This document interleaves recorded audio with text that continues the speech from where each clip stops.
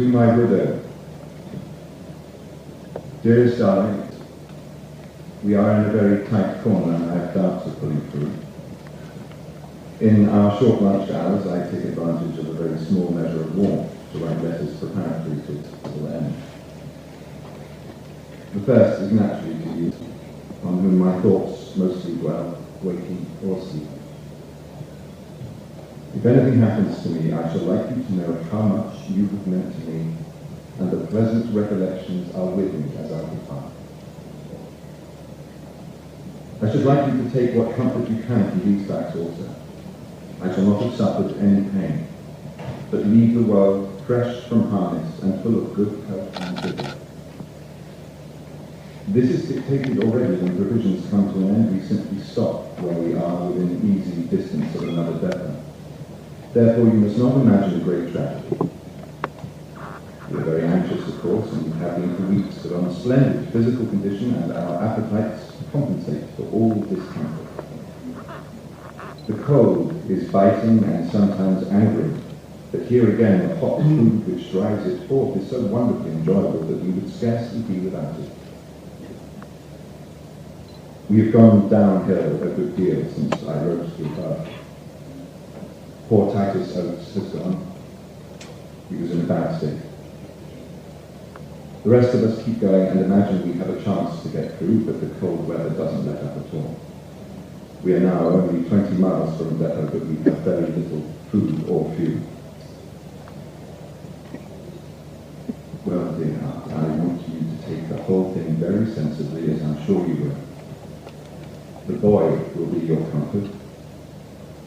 I had looked forward to helping you to bring him up, but it is a satisfaction to feel that he is safe with you. I think both he and you ought to be specially looked after by the country for which, after all, we have given our lives to something of spirit which makes for example. I'm writing letters on this point at the end of this book after this. Will you send them to their various destinations? I must write a little letter for the boy if time can be found to read when he grows up. Dearest, that you know, cherish no sentimental brothership after your marriage. When the right man comes to help you in life, you ought to be your happy self again. I hope I shall be a good memory. Certainly the end is nothing for you to be ashamed of, and I like to think that the boy will have a good start in parentage for which you may be proud. Dear, it is not easy to write because of the cold. 70 degrees below zero and nothing but the shelter of our tent. You know I have loved you. You know my thoughts must have constantly dwelt on you, and oh, dear me, you must know that quite the worst aspect of this situation is the thought that I shall not see you again. The inevitable must be faced. You urged me to be a leader of this party, and I know that you felt it would be dangerous. I've taken my place throughout, haven't I? God bless you, my own darling. I shall try and write more later. I go on across the back pages. Since writing the above, we have got to within 11 miles of our depot with 1 hot meal and 2 days cold food, and we should have got through, but have been held for 4 days by a frightful storm.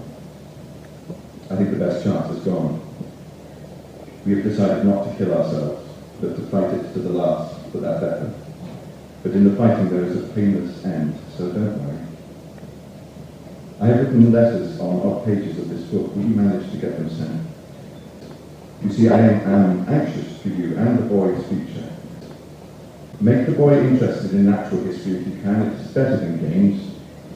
Encourage it at schools. I know you'll keep him out in the open air. Try and make him believe in a God. It is comforting. Oh, my dear, what dreams I have had of his future, and yet, oh, my girl, I know you will face it stoically. Your portrait and the boy's will be found in my breast, and the one in the little red noise is given by Lady Baxter. There is a piece of the Union flag I put at the South Pole in my private kit bag, together with Amundsen's black flag and other trifles.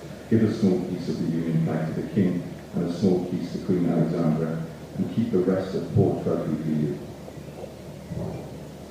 Lots and lots I could tell you of this journey. How much better it has been than lounging in comfort at home. What tales you would have for the boy, but oh, what a price to pay, to forfeit the sight of your dear, dear face.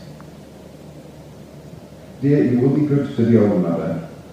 I write her a little line in this book, also keeping with Etty and the others. Oh, but you'll become a strong face for the world, only don't be too proud to accept help for the boy's sake. You ought to have a fine career and do something in the world. I had time to write to Sir Clement, tell him I thought much of him and never regretted him putting me in command of the Discovery. Give messages of farewell to Lady Baxter and Lady Steinfest. Keep friends with them, for both are dear women. And to also both the Reginald Smiths